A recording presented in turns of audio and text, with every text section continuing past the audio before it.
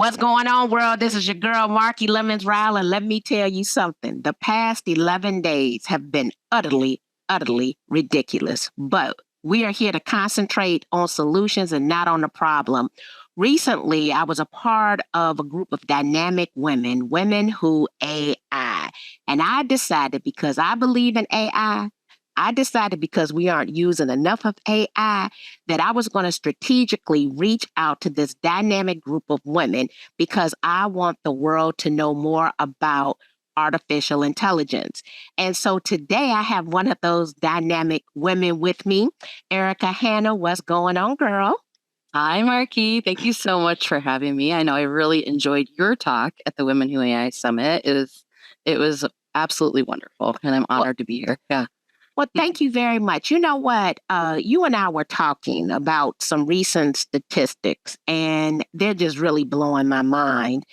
And three of those numbers that stick out to me is the fact that only 15% of the users of ChatGPT are in the US. Only 40% are women. And I don't know if you're the one who dropped the stat on the fact that women are more likely to die in poverty than men. So that really bothered me at my core. Yeah. And the fact that 65% of the users are under the age of 35. So I'm sitting here, I'm like, so as a mid-aged woman, and when I'm on stage, I tell everybody I'm a mid-aged overweight woman, but I'm running circles around everybody on productivity, right? Love that. What do these numbers mean to you? How are you interpreting the numbers? Because I'm a little bit upset about them. Yeah, I'm upset too. And I think one of the reasons why I'm getting upset about it is because if you're talking about maximizers, if you're talking about people who know how to multitask and do things well that way, to me, that's women, especially women our age. It's like I'm 43, and like anyone in this stage of our lives, we know, hey, I don't have time to mess around.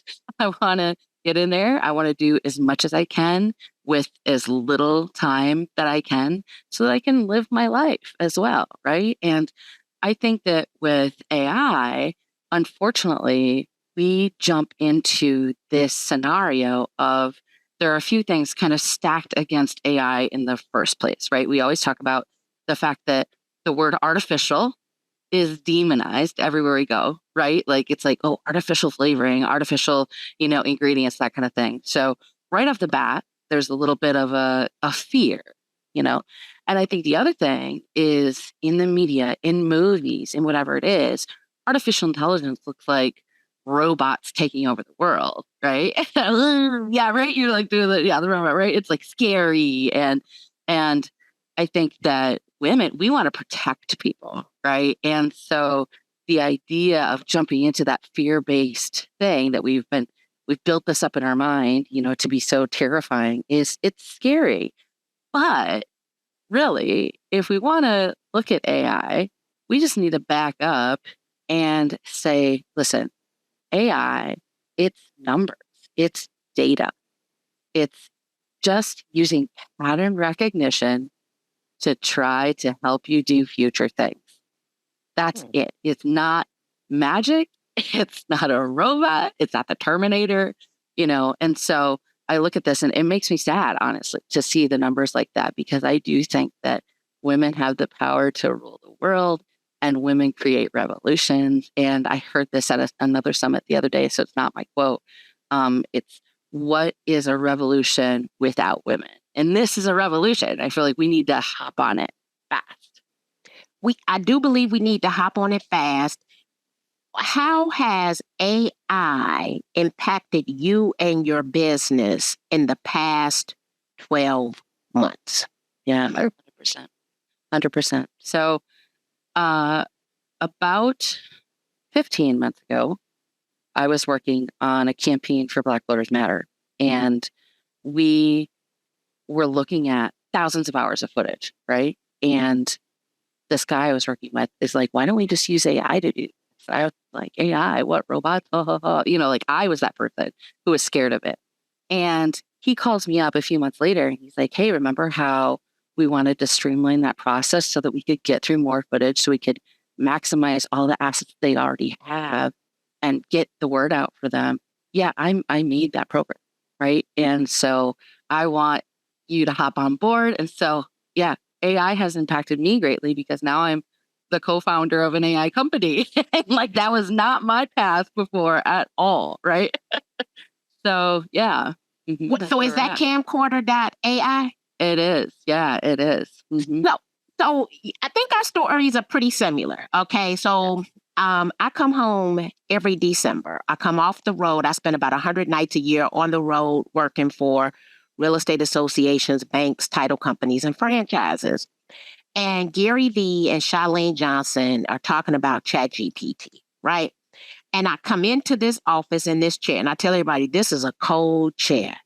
I have been rolling in this chair now for at least 6 years. This is my companion, right? This is my pandemic companion. This is a cold chair right here. Yeah. So I come in here and I don't emerge for hours. And I'm the person who goes to bed at 10 o'clock. It's 4 a.m. And I'm like, this is the greatest tool ever. And I'm thinking, oh, I'm going to do everything I need to do. I'm going to maximize this free version, right? And then within 7 days, I'm telling myself, I don't care what it costs. I'm paying for this. I can't live my life without it, right? Right. Yeah. But I was not a AI user, But instantly something went off in my mind and it was like, Marky, this is a phenomenal business tool. And the way that you described it, right? They do demonize the word artificial, right? But this is numbers and data to help us with future predictions. And you know what I came to mind? Statistics.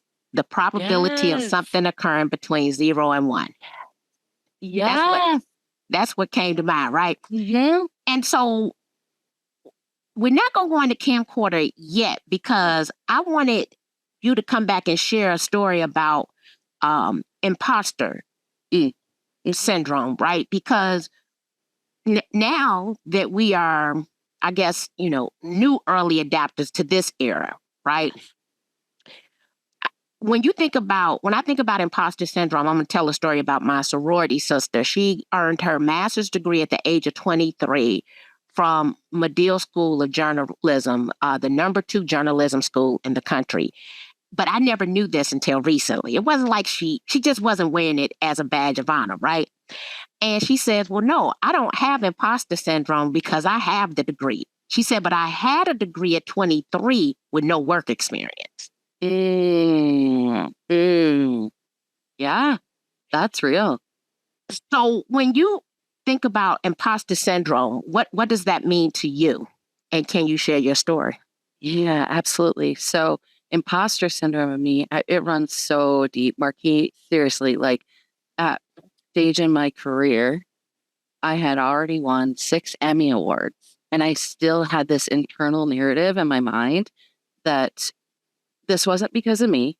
This is because I'm lucky. It's because I've been on good teams. And man, I better not ever leave my job at this TV station because I couldn't do it by myself because it's all because of everyone else. Right. And at that point, and we talk about fear, when friends of mine would talk about being entrepreneurs, I'm like, oh, you nuts? Are you serious? Like, I could never do that. That would be so scary. And so this relates to AI too, right? Like, that's so scary. And I ended up getting a phone call from a friend of mine, and he said, what are you doing tonight? And I don't even know what I was doing, some networking event, right? He said, no, I want you to come down to Paisley Park, which is Prince's house in Minneapolis.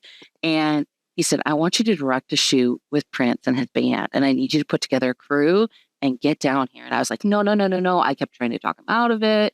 I'm like, you must have called the wrong person. I'm not that good. Like, I don't deserve to be on that level. And finally, he convinced me to come because he said, well, it'll probably just be the band. He probably won't even show up. So I'm like, oh, okay, well, that'll be a cool story, right? So I go, I'm on stage directing, and there's no sign of it, right? And so my first camera guy wasn't quite getting this move that I wanted him to do. So I grabbed the camera. I was like, I'll just show you. It's cool. And I go up the guitar fret and then I look up and my first camera guy, his eyes are as big as saucers, Marky. And he's like, look behind you right now. Look behind you. And I turn around and Prince is standing right there. And he goes, ma'am, come here, please, and let me see what you just did. And I walk over and I have, a camera, not this camera, obviously, but I hand it to him and I press play. And my biggest fears start to come true, actually, because I'm like, this is it. Like, my career is over. This man, this brilliant man is going to tell me I am not worth anything. He's going to kick me out of his house, right? And he starts going like this, like shaking his head back and forth, like, no. And I'm like, I felt like I was going to throw up, really. And he looks at my friend Pete and he says, I thought that you said that she did video. It's like, what? And he looks at me and he takes a step towards me. He goes, from now on, when you tell people what you do for a living, you're going to tell them that you create art, because this is not video, it is art. And he said, you want to make something the world's never seen before? And he just steps in, gives me the biggest hug, and whispers in my ear, let's do it, And it was interesting because I told the story to a friend of mine who's actually a life coach. And I was like, oh yeah, it's kind of weird to believe that even happened. And she goes, wait a minute, back up. Who are you to tell the most genius musician ever to exist, arguably, that you're not an artist, that you're not good at what you do? Who are you to tell him that, basically? So Wow. you have to own your power. You have to stand in that. And I quit my job like very soon after that and started a production company. And it made other things easier when it came to imposter syndrome, right? Because I do believe, and I'm not sure if you agree, but once you make one little leap, the other leaps are so much easier, because you're like, oh, so what? I fail? Like, that's not the end of the world, And yeah. You have to be willing. You definitely have to be willing. Now, here's what's crazy about this. My sorority sister, who I just mentioned, has to be Prince's biggest fan ever. So my mother-in-law had a album like back in the 1990s, and I did a contest on Facebook. My sorority sister won it, but I think her name is Cassie. She was in his band, and that's her good friend. Yes, and so, wow! And I've met Cassie before through her. So it's a small world, but right. Circle. Who are you to tell Prince that to doubt his creative genius in your ability, right? In your ability. Yeah. Oh, and I feel love the it. same way about like when we get outside feedback about other things, right? Like, it doesn't have to be Prince. Like, who are we to be like, oh, I'm sorry, Marky, I'm not an AI expert because I'm not like this person, And you're like, so you just said I was an AI expert, like, so I guess, okay, cool, thank you. Like, just say thank you. Wow. Okay, so now storytelling, right? Yeah. Because you are a creative genius, and because here's what I'm looking for. Maybe some advice that you can give to us in the world of real estate. Yeah. We're in the process of settling a $418 million Department of Justice lawsuit. And our cooperating compensation will not be publicly made available to us via this system called the MLS, which is the multiple listing service. And realtors and real estate agents. So to be a realtor, you are to be a real estate agent, but every real estate agent is not a realtor. Got it. But we're having a problem with storytelling and our value proposition. When it comes to storytelling, what are some tips that you can provide for people in real estate who should handle a individual's biggest transaction of their life? Yeah. What advice can we have for storytelling moving forward? Absolutely. So one of the best quotes, I think, out there about storytelling and brands is from Simon Sinek. And he says, people don't buy what you do, they buy why you do it, And I really do think whenever not being a realtor or a real estate agent, whenever I hear friends of mine talking about their experience with a real estate agent, it's never been, oh, I like, you know, Janet because she had this tip for me. Like that really isn't like what they relate to, right? I always hear, I liked this person as my agent because they were so honest, they were so real, they were so authentic, and it really told me I could trust them because I didn't feel like they were filling me full of it, and it's like I heard you on a different podcast talking about that. Like if people aren't direct and they're just kind of buttering you up, like that's not like people can tell, right? Like it's just like, come on. And I feel like especially when we're talking about storytelling post COVID, that's a completely different kind of storytelling. Like in my opinion, in the best way possible, because people got real on video during COVID, right? Like the the Yes, we mirage was did. pulled away and we are ourselves, and like it or not, and it's aligning with people that identify with you. And for that, I always say the difference between a story and a sales pitch is conflict and hurdles, right? A sales pitch is like, this is why I'm great. This is why you should work with me. This is why Sunday, come buy a car. It's the best thing ever. Like that's a sales pitch. And then a story is going to have some sort of vulnerability, some sort of hurdle to overcome. It doesn't necessarily have to be your hurdle. Like you don't have to trauma dump and pour your heart out about your life to like your potential clients, but think about and put yourself in their shoes. What are the hurdles that they're dealing with? What are they fearful of? What do they have imposter syndrome when it comes to buying a house? What are those things? Because as a realtor or real estate agent, that person, that professional has been in the industry for so long. When you're in any industry for so long, it's really hard sometimes to remember that feeling of insecurity, that feeling of, I don't know what I'm doing. So really dialing into that part of yourself as a realtor and remembering what were your first conversations when you were learning about all this? What were your first conversations when you had to buy your own first home? Like what scared you? And talking to people about those things honestly and not necessarily in a way that seems overly academic. I think we always forget that it's not about sounding like the smartest person in the room, right? Because most people, when they're talking to you in a face-to-face conversation or watching your video or whatever it is, also have their phone, right? They're scrolling, they're doing a million things at once. And so what you need to do is make it as easy to understand as possible so that they still can have their multitasking brains on, yet still trust you, right? So, I yeah, love that. And I'm a big storyteller, right? I love it. But I'm a big storyteller because I was raised to be vulnerable.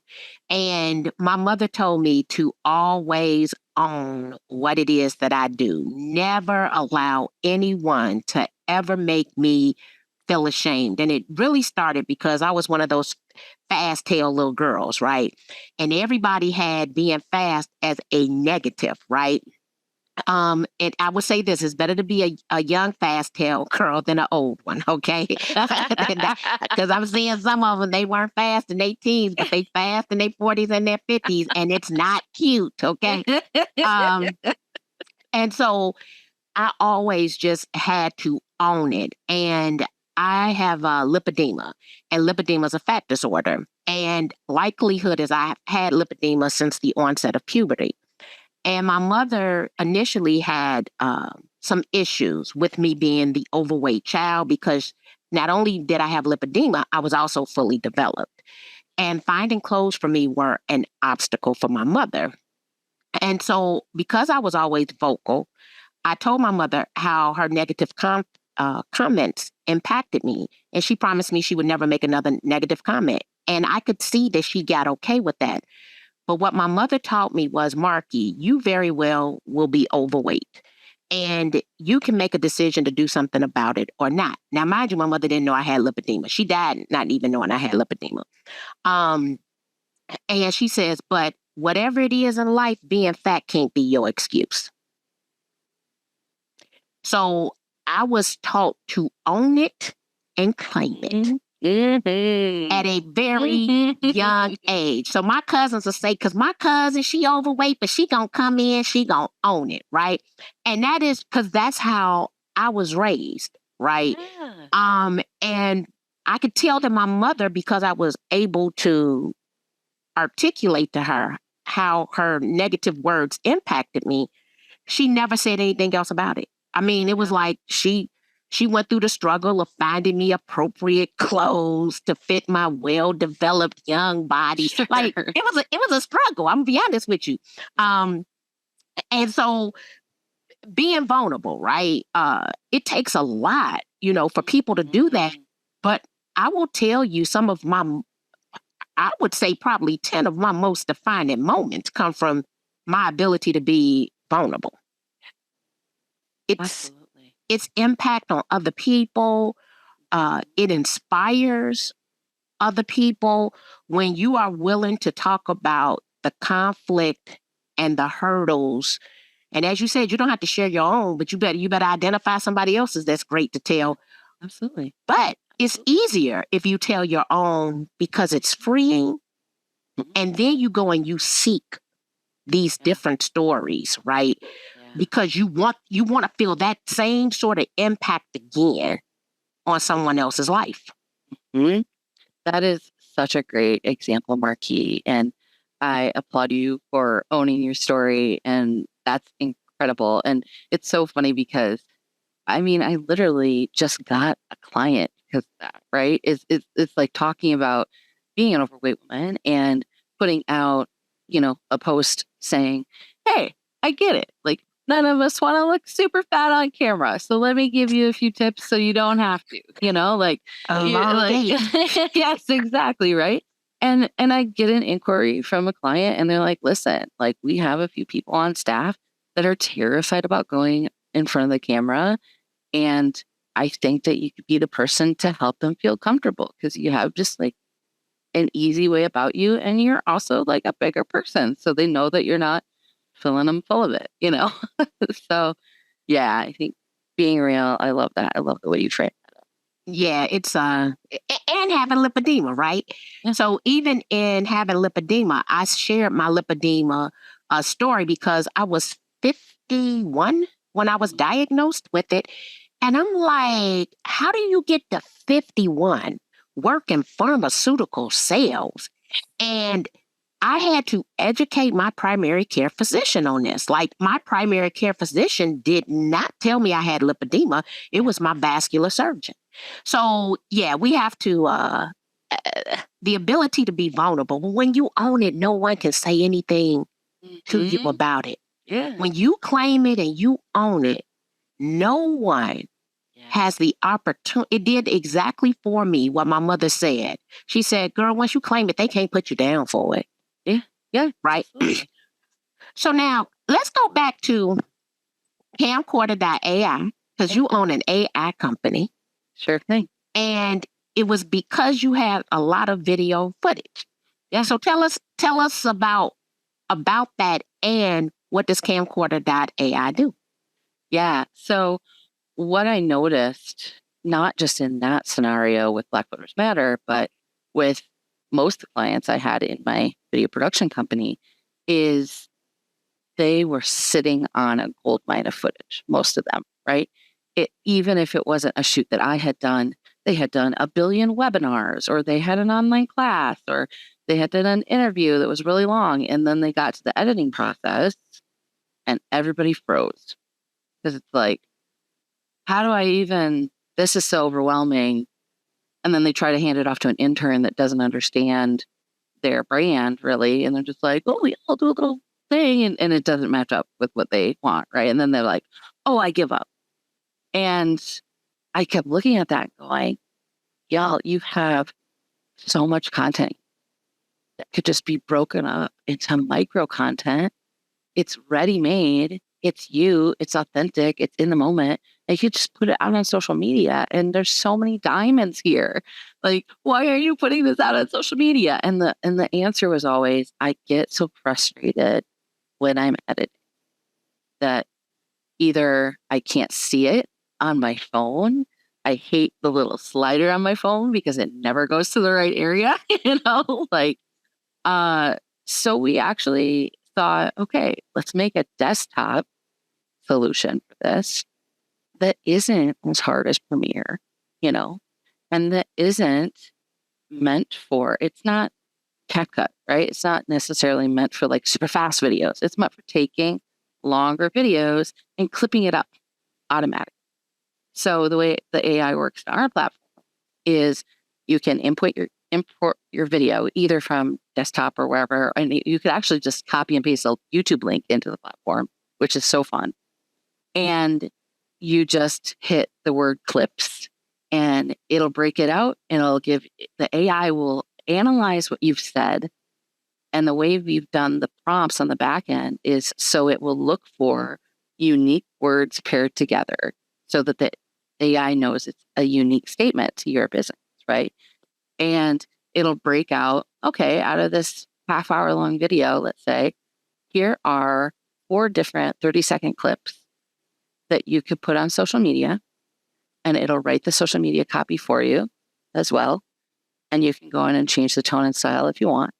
It'll let you preview it in all the different social media platforms so you can see what it's going to look like. And then you can just hit export. And it's that easy. Okay. Yeah. Well, now what I love is the fact, because I'm hearing a little bit of, I'm hearing some later.com, little Canva in there because it'll change that size up. So that means I'm hearing square, horizontal, and vertical video, plus the caption to go and put over on the social media from video clips. Yep. And, like even right now on this podcast, right? So I record my podcast in video. Yep. And the opportunity now exists to take not just this video today, but the 160 episodes before today. Yeah. And repurpose that video content in small bite-sized pieces that make it a lot easier for buyers and sellers or people in your sphere to consume that content. Yeah. Oh, that's pretty genius. Yeah. Not only to consume the content, but as we were talking about before, to just get to know you, to know you as a person. And I think that is powerful, especially for women, because I do feel like you said something in your Women Who AI Summit that I wrote down and I have it sticking up on my computer, and it says closed mouths don't get fed and secret agents don't get found. And like, that is just so true, Marky, because literally I had one time I had a man say to me, "Oh, you're so self-promotional." And I didn't put out content for a year because I was so self-conscious, right? Wow. And it took like my really good gal pal saying, "You're depriving us of these tips." And why? Because some jerkbag said like he thought you were too self-promotional. She's like, "No way. That's his fear. That's his fear talking," and him going, "Oh, she's doing that better than I am. Like, I'm intimidated. I want to bring her down a peg." And I think the more we can step into our power and start sharing the knowledge that we have and just showing, yes, we are just as capable, more capable, than the men around us sometimes. Like, that is genius, And here's what's kind of funny, and I haven't seen these commercials lately because I know that in the midst of the pandemic, they were having supply chain issues. Diet Coke has never said ever that they put out too many Diet Coke commercials. And there was a time that I was seeing six, a minimum of 6 per day. And I'm not even a big television watcher, right? Yeah. So Best Buy, never. Target, never. No one ever says, I have too many ads. Too much is out there. Oh, I should pull back. Said no one ever, right? And so when people say that, either A, to me, they don't identify. Well, let me say this. If they're self-employed, they should never say it, because as self-employed beings, we all have a sales and marketing department, or we should, essentially. Even if that's us, we should still sales and marketing. Yeah. I could see how someone who is employed, if that's not their area of expertise, would say something like that. But to me, it's like a joke. And I'm in an industry that so many people will go and do business with someone else. And what they will say is, oh, I forgot you sold real estate. Well, my thing is, I'm not giving you the opportunity to forget what it is that I say that I do, especially if I'm saying I'm doing it better than everyone else, because I need to consistently remind you of what it is that I do, not from a sales and marketing all the time, but I am definitely good in sales and marketing, but from a inform. Let me give you a tip. Here's a rule you might not have ever thought about. Here's another way to be able to do that, right? And striking that balance between, yes, I do provide a product and a service, but I'm going to give you all of this great free information, right? In exchange for your information. And because of the numbers, we talked about this before we hopped on, that 65% of the people using AI are under the age 34, and 60% are men. I think women should be substantially more productive, only because, let me clarify that. I don't think women need to be traditionally more productive, because I think we're stretched too thin. Yeah. I think that we should leverage AI to be more productive because we earn less than men. Yep. Absolutely. And these tools help them to do that. Yep. So how does it feel to be the founder of an AI company, and what's a hurdle you've had to overcome that you didn't think about before you started? Absolutely. So being a founder of an AI company feels, well, at this point, a little bit like a fever dream, right? Because like everything is changing so fast in AI. Every single day, there's a new thing, a new thing, a new thing. And the interesting thing is looking around and going, that's cool, but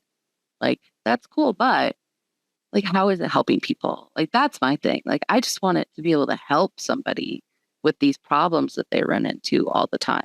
I want it to be a solution.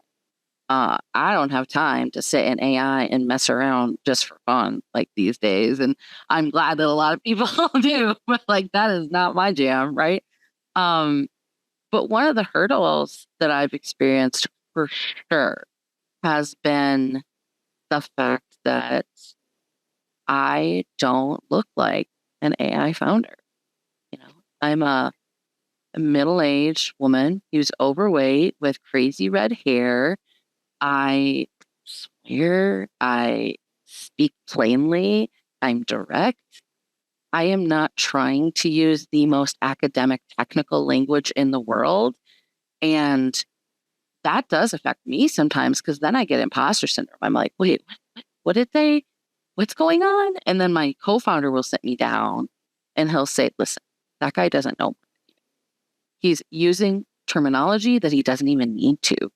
He's like, more people are going to relate to you because you are taking that weird advanced techie terminology out of it and explaining and talking to them like a real human being instead of talking to them like a computer. And I love having him for those reality checks. It's really nice. But yeah, that's definitely something that's a hurdle that I struggle with sometimes. I'm like, wow, do I know what I'm doing? Like, I speak plain English. I even speak Ebonics, and I have Markeyisms. And when I look at the term ChatGPT, because I went to go look it up, generative pre-trained transformer, I ask every audience I'm in, do you know what generative pre-trained transformer stands for? And no one says yes. I said, guess what? Neither do I. I said, and so I needed to make sense for us. It means that every person in this room has a productive, electrifying trained assistant who speaks over 100 languages fluently, who works while we're asleep. Yeah. And you can see people, okay, that makes sense. But no one knows, let me say this, I would probably say if only 15% of Americans are using ChatGPT, I would then say that probably only 1% of the US would know what generative pre-trained transformer Yeah, stood exactly. for. Right?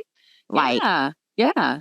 yeah, I mean, because there's definitely a difference between me saying like, I own an AI marketing company that specializes in generative video.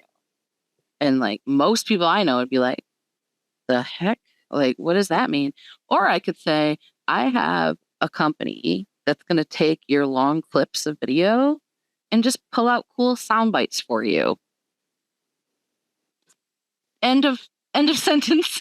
end of That's it. sentence. Light bulb goes off. They know exact, because guess what? They didn't know what that generative meant. I can tell you that right now. Yeah, right? They Exactly. did, yeah, the generative is what throws them off. And right now, when I think about video, right, we know that 90%, well, first of all, in the world of real estate, 100% of real estate transactions will include the internet. But 90% will be from the palm of the hand, which now means vertical video is Yep. king. 1 minute of video content is equivalent to 1.8 million words of content. Yeah. So if someone wanted to work with you, one, tell them where to come, your website, and how do they connect with you? Yeah. So there's two arms of that, right? I own a video production company and I do consulting for folks. And so I can do high-end production on the ground, or I can consult with you and say, like, hey, here's a guiding, almost like a coaching process, right? To get your own video stuff up and running. That's under pukerainbows.com. That's my video production company. Otherwise, if you want to check out camcorder.ai, it's as simple as just going to camcorder.ai. And our number one tool right now is called Catapult. That's the tool that I was talking about. And you can actually sign up for free. And we have a tier. You know, my co-founder is actually a Russian refugee, right? And I grew up dirt poor. And so it was really important for us to leverage the playing field when it comes to video and like basically democratize the editing process, right? Because video can be expensive. So we said, hey, let's have this free tier that people can get up to an hour of video a month. That's a lot of video that they can upload into the like platform and not have to pay for it. And even if you are paying full price for it, it's $29 a month for 30 hours of video content. And I think that's pretty reasonable. So I think that's an excellent price. I think that's more than reasonable. And most people aren't going to create that much content anyway, right? And oh, wait, yeah, that's less than $1 a video. Oh, yeah, that's most definitely economical. So would they just go over to camcorder.ai for that? Yep, absolutely. Yep. And there's a sign up button right there. There's a little video about the product. And then once you get into the platform, I have a tutorial video right there. And if they want, they can reach out to me at erica@camcorder.ai. And I'm glad to do a personal walkthrough because I know some of this stuff can be kind of scary at first. And we have pared our tool down to the most simple things that need to be in there. So there's not a ton of bells and whistles. And we did that on purpose because we kept hearing from people that were using, tools like CapCut and Descript and whatever. Like the reason why I leave is because there's so many other things and it overwhelms me. And I feel like I'm not, especially women, I feel like I'm not maximizing this tool. So then I decide not to pay for it. And it's like this weird guilt with women where they're like, I'm not using it to the fullest of its potential. So I'm just not going to use it at all, So, yeah, we pared it down for you. You know what I never thought about? I have a lot of women in my private membership, and a problem from them is not maximizing it. And I never could pinpoint it, but that is a comment. I'm not maximizing all of the tools. I'm not maximizing all of the tools. So I'm going to work on that, maximizing all of the tools, because that is a problem. Men do not say it. Women No, never. And then it's like this guilt, right? It's like, oh, it's me. I'm the problem because I'm not maximizing. Like that, just hold on. Like do what you can with what you have. And we'll add on if it makes sense for your business to use that tool. Yes, I love it. Well, Erica, I want to thank you for coming and sharing, well, one, imposter syndrome, storytelling, all about the prints. I think we might have to have some purple rain coming down on this episode. And the fact that everyone go and check out Camcorder AI, where you can load your video and it will pull out some of the most relevant moments for you to share on the internet. Thank you, Erica. Thank